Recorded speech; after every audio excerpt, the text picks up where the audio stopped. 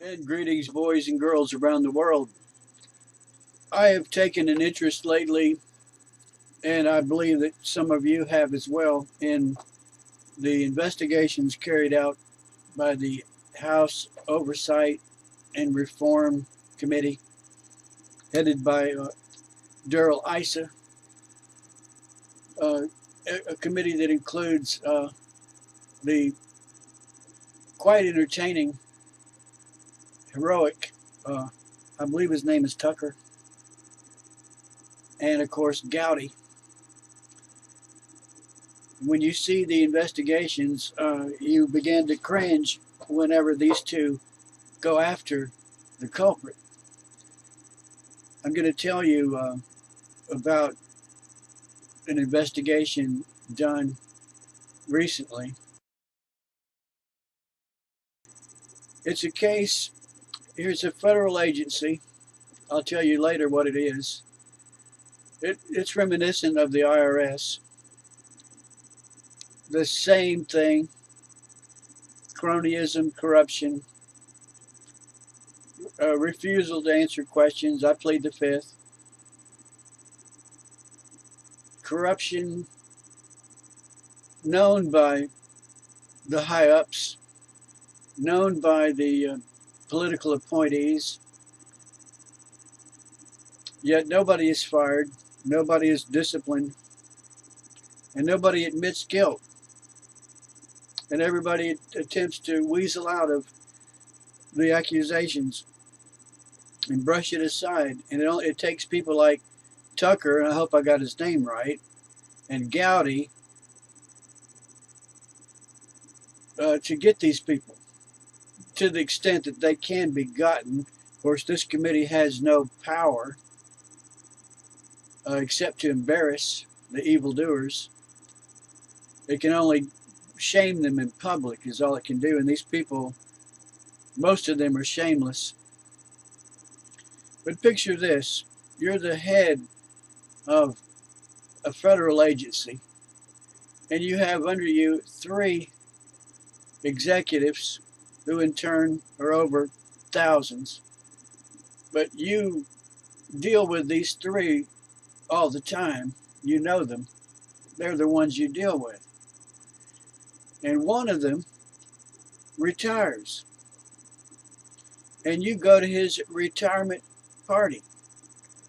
You believe he's retired. There's no reason to suspect that he is not retired. And not only does he continue to draw his pay for over a year afterwards, he draws a retention bonus every year. Somebody should know that he's retired and doesn't deserve his paycheck, but his retirement pay. And in the course of checking this out, once you become aware that you have an employee on still being paid, I think a year and a half later, after you've attended his retirement party, you begin to ask questions and you want to check out a story that he has been offering for 10 or 15 years, that he has a part-time job with another government agency, which is his, which, and this other part-time job necessitates his absence. He must be granted absences from his job so that he can do his important part-time job. And nobody doubts that this employee really does have this part-time job. Everybody knows it's true. It's an open secret. And but in this case, Mr. Beale claims to work for the CIA, and that's why he has to be absent at least one day a week from his main job with the EPA. And not only is he absent one day a week, he's sometimes absent for years, and he's still getting his pay and a retention bonus and he is flying around the world, flying back and forth, and supposedly doing national security work in regard to the Taliban in Pakistan, but he's actually at home reading a book or riding his bicycle. All this is going on and nobody is aware of it because this man is well regarded and respected. You know why he's so well regarded and respected, this Mr. Beale? Mr. Beale helped write the Clean Air Act.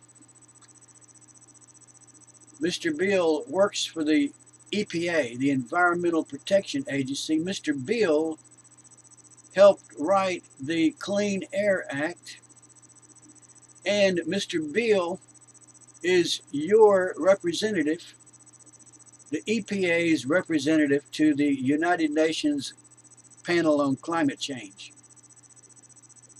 He's an important person. So when he claims to be a CIA agent and needs to be away from work, and then when he retires, he continues to draw his pay. After your investigation, you add up the numbers, and it looks like he's stolen almost $1 million from the taxpayers. But yet, you, as the administrator of the EPA, do not prosecute him, nor do you deprive him of his retirement pay. And when he is called before Darrell Ice's committee on oversight and reform, he pleads the fifth and stands up and walks out.